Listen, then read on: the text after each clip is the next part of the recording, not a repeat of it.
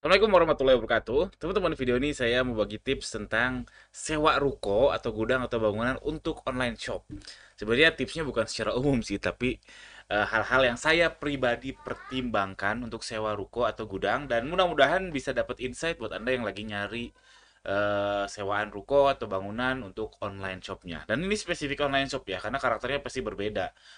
Kalau misalkan restoran jelas berbeda, mixu jelas berbeda, maklunan jelas berbeda kalau saya online shop.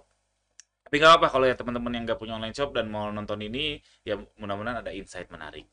Oke, kenapa saya bikin video ini? Pertama, saya mau pindah kontrakan. Jadi saya udah ngontrak berapa ya, 8 tahun lah, 8 tahun eh yaitu 8 tahun dua kali pindah. Sekali pindah. Saya mau pindah tahun depan insya Allah. Saya mau pindah. Kenapa? Karena dulu tuh saya nyewa dua bangunan. Satu untuk gudang, satu untuk kantor. Dan itu di Cimahi, di Cimahi jalannya cukup ramai walaupun bukan jalan utama. Itu saya dua bangunan per tahun itu sekitar 95 juta. Itu angka saya dan sekarang saya rasa itu overprice. Kemahalan segitu. Kenapa? Dulu, nah baik lagi ya ke yang tadi, dulu JNE rame. Jadi satu kontrakan saya itu eh di bawahnya tuh JNE. Dulu JNE rame banget. Wah, seru banget lah JNE. Kami ngirim sampai berjuta, ya ongkirnya berjuta-juta dan sebagainya. Sekarang ada satu dua order per hari juga udah alhamdulillah. Dulu JNE rame, jadinya saya nggak ada alasan lagi untuk tetap ngontrak di situ karena sekarang JNE sepi.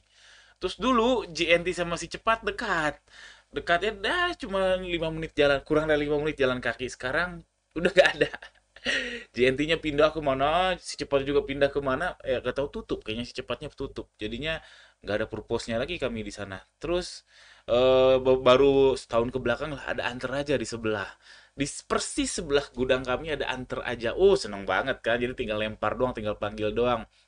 Beberapa bulan lalu juga pindah, tutup lah, lebih tepatnya tutup. Ya pokoknya nggak beroperasi lagi, alasannya apa, entah bangkrut kayak entah apa, nggak tahu ya, yang pasti nggak tahu. Cuman yang jelas tutup. Antara aja sebelah juga tutup. Sebenarnya ada JNT Cargo di sebelah sebelah rokok kami ya. Sebelah ya satu kompleks lah. Cuman saya lihat tidak reliable ya kalau JNT Cargo. Nggak tahu, beda-beda ya, beda-beda franchise-nya.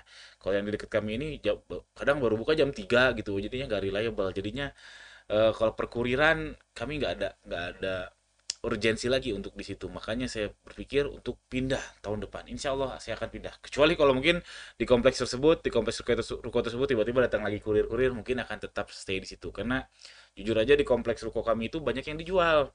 Jadi kalau ada yang tahu googling aja kalau orang Cimahi, Baju Yuli nama toko saya, ada di mana, dari situ lihat banyak ruko dijual. Ada 3 atau 4 ya saat ini. Artinya kan bisnisnya nggak ekosistem bisnisnya lagi nggak bagus ya. Ekosistem bisnisnya di situ nggak bagus, banyak yang merugi, banyak yang nggak mau ngontrak di situ. Dan saya pun akan pindah.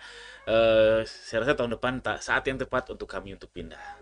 Ini latar belakang saya bikin video ini. Nah, pertimbangan saya selanjutnya, kalau saya nanti mau pindah, apa sih yang saya jadi pertimbangan utama?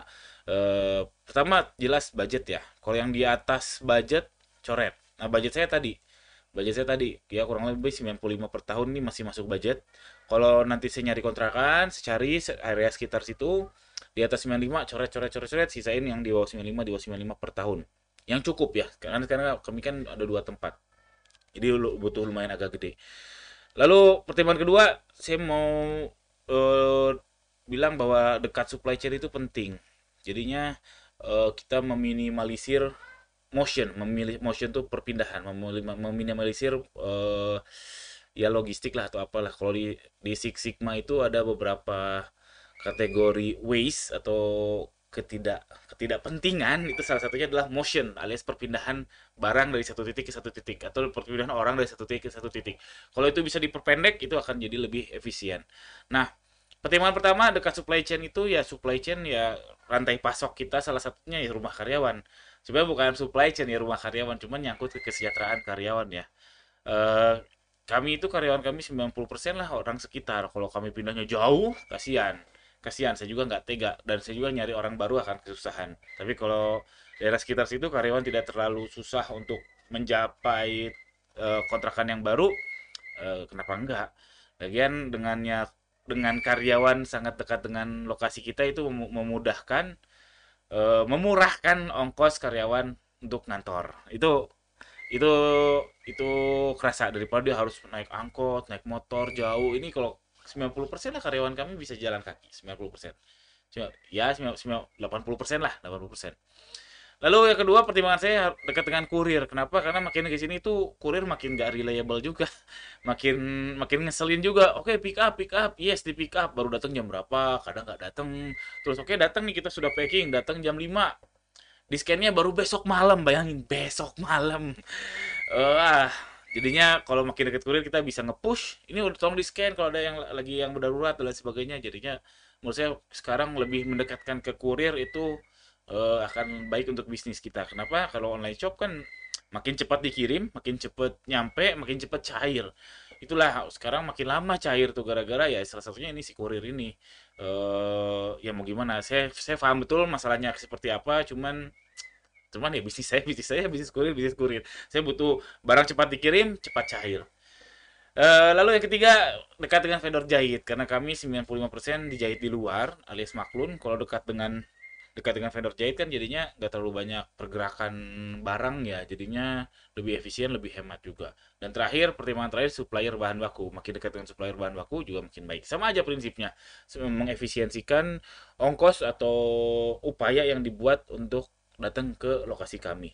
Jadi ini pertimbangan saya diurutkan dari satu, 2, 3, 4. Misalkan 3, 2, 3, 4 kurir dekat, vendor dekat, supplier bahan baku dekat, tapi jauh sama rumah karyawan jelas gak akan. Jadi harus terpenuhi satu 2 3 4. Nanti kalau satu 2 3 mungkin dijalankan, mungkin dipilih, atau satu 2 mungkin juga dipilih. Yang jelas nomor satu wajib, nomor 2 nggak terlalu wajib, nomor 3 nggak terlalu wajib, nomor 4 nggak terlalu wajib, tapi harus ada.